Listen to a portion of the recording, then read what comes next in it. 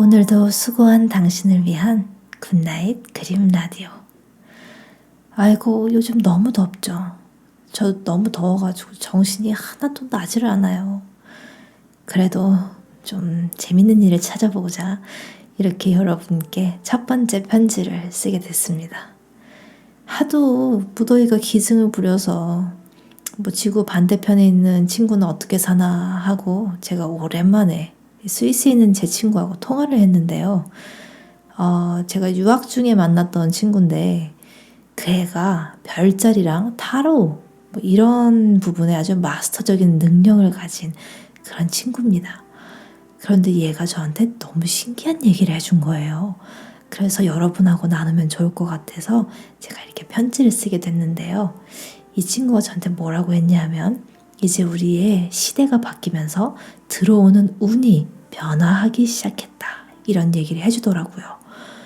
원래는 물고기 자리에 있던 우리의 시대가 이제는 물병 자리에 들어서기 시작했대요.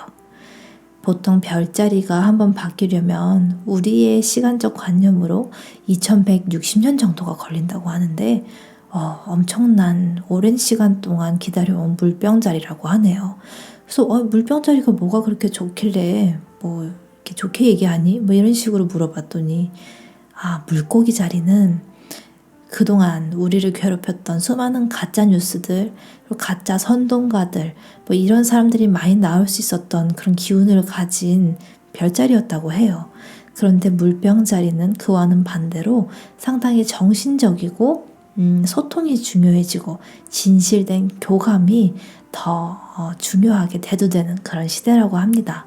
그래서 저도 용기를 내서 사실 코로나 때문에 방구석에만 콕 처박혀 있는 시간이 너무 많았는데 이렇게 유튜브를 통해서라도 좀 새로운 분들하고 소통해 보려고 이렇게 이야기를 하게 됐어요. 자, 그러면 이토록 오랜만에 찾아온 새로운 시대에 우리에게 오는 운의 흐름을 알려주는 징조는 어떻게 볼 수 있을까요? 한 3가지 정도로 말씀드려 볼게요. 첫 번째는 바로 행운에 집중하는 거래요. 행운 혹은 불운 이런 것들이 연속적으로 일어나는지 아니면 나에게 어떤 일들이 지금 요새 생겼는지를 한번 돌아보는 건데요. 운이라는 거는 말 그대로 움직인다 이런 뜻을 가지고 있다고 해요. 그러니까 결국 행운이라는 건 알맞은 때에 일어나는 알맞은 타이밍들 이렇게 설명할 수 있겠죠. 이게 신기한 게 물리적인 영역에서 관성의 법칙이라는 게 있잖아요. 그것처럼 우리 운에도 눈에 보이진 않지만 분명히 끌어당김의 법칙이라는 게 존재한다고 합니다. 그래서 이게 Law of Attraction이라고 부르는데 이걸 잘 활용하는 사람들이 아주 소소한 행운들을 잘 끌어당기면서 커다란 행운까지도 끌어당긴대요. 이러한 성공의 비결을 담은 책이 바로 시크릿인데요. 저는 이 책에 나온 사례들보다도 사실 불운이 너무 겹치는 경험들을 많이 했었어요. 행운은 행운을 부른다 이런 얘기도 있는데 저는 불운도 분명 불운을 부른다는 생각이 들어요. 진짜 설상가상이라는 말 있죠. 유학하면서 그렇게 불운이 너무 겹치는 경우가 많아서 너무 힘들었었어요. 사실 아까 스위스에서 제가 유학을 했다는 말씀을 드렸었는데 거의 1년 반 정도 천덕꾸러기 신세로 살았던 것 같아요. 정말. 그런데 이게 지금 말씀드리는 그 2번째 징조와도 되게 연관이 깊더라고요. 말씀드릴게요. 2번째는 place, 즉 우리가 있는 장소가 어떤가에 집중하는 거예요. 제가 사실 스위스에서 유학하는 3, 4년 동안 3번이나 이사를 했답니다. 왜 그랬을까요? 와, 진짜 저는 터가 중요하다는 거를 유학하면서 많이 느꼈던 것 같아요. 특히 제가 살았던 2번째 집에서는 이런 악재가 막 겹칠 수가 없을 정도로 불운한 일들이 많이 일어났었는데요. 몸도 아프고 일도 안 풀리고 이상한 사람 다 꼬이고 진짜 이때 제 평생 만났던 악연 중에 5가지 부류를 다 만난 것 같아요. 거짓말하는 사람, 저 험담하는 사람, 그리고 저를 이용해 먹으려는 사람, 아니면 진짜 그냥 너무 우울하게 저를 너무 힘들게 감정적으로 하는 그런 사람, 아니면 그냥 정말 미친 사람 이 5가지 다 만났는데요. 물론 뭐 터만 탓하기도 좀 그렇겠지만 확실히 집을 다시 한번 옮겼었을 때는 다른 일들이 일어났다는 걸 체험할 수 있었어요. 3번째 집에서는 물론 뭐 햇살도 좀 더 잘 들고 제가 좀 더 마음적으로 편하게 생활할 수 있었던 환경인 것도 맞아요. 뭐 그러니까 저도 좀 더 힘내서 생활할 수도 있었겠죠. 그래도 이거는 진짜 조금 설명하기가 힘들지만 귀인을 정말 많이 만났어요. 3번째 집에서. 그래서 첫 번째로 직장 생활도 하고 정말 좋은 집주인 아주머니 만나가지고 제가 좀 생활로 힘들 때 월세도 좀 이렇게 깎아주시고 그분이 진짜 감사한 인연들 너무 많이 만났거든요. 근데 이게 바로 3번째 징조와 연관이 딱 직결되더라고요. 이게 3번째 펄슨, 즉 사람에 집중하기인데 내가 어떤 사람을 만나지 지금? 내가 만나는 사람들이 나에게 어떤 영향을 주고 나와의 상호작용에서 어떤 에너지가 생기지? 이걸 집중하는 게 바로 그 징조였더라고요. 저는 이거를 그때 당시 모르고 있었는데 그 집에서 그 2번째 집에서 만났던 그 악연이었던 부류의 사람들과 3번째 집에서 만났던 그런 뭐 선연들을 생각해 봤을 때는 분명히 사람들도 내 운이 어떤지를 알려주는 정말 큰 징조였던 것 같아요.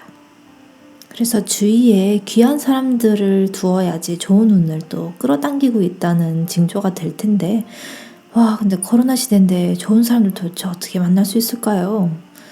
물리적으로 사실 요즘은 귀한 인연을 만들기가 쉽지가 않죠. 그래서 저는 발달된 기술의 도움을 받아보는 거 어떨까 이런 생각을 했습니다. 멘토로 삼을 수 있는 사람들은 인터넷상에서도 많이 뵐 수 있는 것 같아요.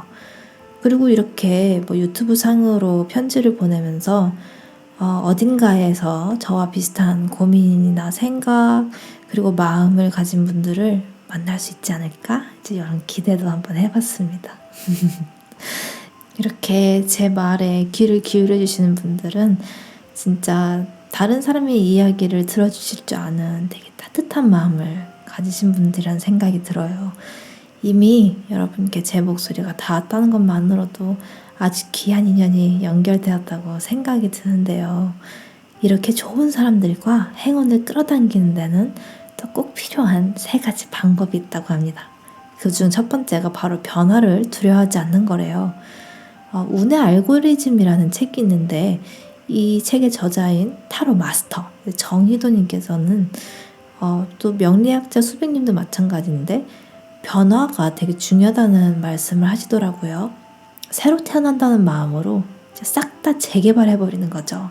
집도 바꾸고 타는 차도 바꾸고 스타일도 바꾸고 당연히 만나는 사람들 바꾸고 그렇게 함으로써 내가 습관적으로 가지고 있던 것들을 싹 다 바꾸는 거예요. 그래야지만 지난 시간들을 놓아줄 수 있고 또 다른 기운들도 당연히 들어올 수 있겠죠. 근데 제 경험에 비춰봐도 이건 맞는 것 같아요. 제가 집을 바꿨던 것도 변화를 주기 위해서라고 볼 수도 있겠어요. 그러다 보니까 좋은 일들이 겹치면 더 감사한 일들도 생기고 그렇게 감사한 일들이 생기기 시작하면 작은 행운들도 다시 발견할 수가 있더라고요. 이게 바로 그 2번째 방법과도 직결되는 얘기인데요. 2번째가 감사함을 가지고 비교하지 않는 거래요. 근데 이게 말이 쉽죠.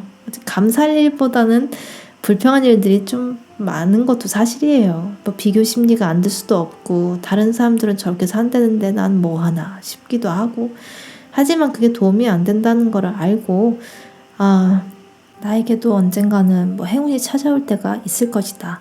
그렇기 때문에 나는 그 행운을 왔을 때 딱 잡기 위해 노력을 열심히 할 것이다. 이런 마음가짐으로 살면 언젠가 누구에게나 행운은 찾아온다고 합니다.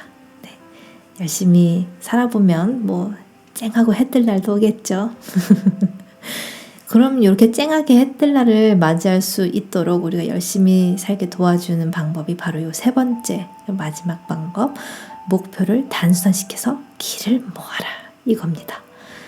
자기가 원하는 행운, 목표 이런 거를 구체적으로 상상하는 걸 이미지 트레이닝이라고 한다는데요. 이렇게 상상을 통해서 자신한테 확신을 주는 사람이 성공 확률이 매우 높다고 해요. 뭐 연구 결과도 수많은 뭐 사례들이 있지만 특히 마칭이라는 책을 보면 이렇게 이미지 트레이닝을 통해서는 메타인지라는 거를 기를 수가 있다고 하네요. 그런데 메타인지는 말 그대로 우리가 그냥 자기 자신을 생각했을 때 나가 아니라 제3자적인 관점에서 나를 바라보고 나의 의식을 강화시키는 그런 연습을 했을 때 키워질 수 있는 인지의 상태라고 해요. 저 같은 경우는 짧은 일기를 쓰면서 이런 걸 발달시키는 것도 굉장히 좋은 연습 중에 하나라고 생각하는데요. 제가 원하는 목표라든지 아니면 뭐 제가 원하는 행운 이런 걸 단순한 문장으로 썼을 때 확실히 좀 마음도 차분해지고 뭔가 알 수 없는 내면의 단단함 이런 게 생기는 것 같아요. 네, 저는 그래서 첫 번째 댓글로 한번 제가 바라는 바와 진짜 너무 원하는 행운 같은 걸 한번 적어보려고요. 그러면서 이미지 트레이닝 하면서 메타인지를 잘 키워보도록 할게요. 여러분께서는 어떤 행운을 바라시나요? 또 어떤 목표를 갖고 계신가요? 저 되게 궁금한데 댓글로 알려주시면 제가 응원의 말씀 쪼르르 가서 남기도록 하겠습니다. 물병자리의 시대, 소통이 중요해지는 시대가 온다고 말씀드렸는데요. 이렇게 제 편지를 들어주신 여러분과 소통할 수 있는 시간이어서 너무나 감사하고 소중했습니다. 네, 그래서 오늘 알 수 있는 징조는 반복되는 행운이나 불운, 장소, 사람 이렇게 말씀드렸고 그 좋은 운을 끌어당기는 방법으로는 변화하기, 감사하고 비교하지 말기, 마지막으로 목표 단순화해서 길을 모으기 이렇게 간략하게 말씀드릴 수 있겠네요. 자, 그럼 굿나잇. 오늘도 수고하셨습니다.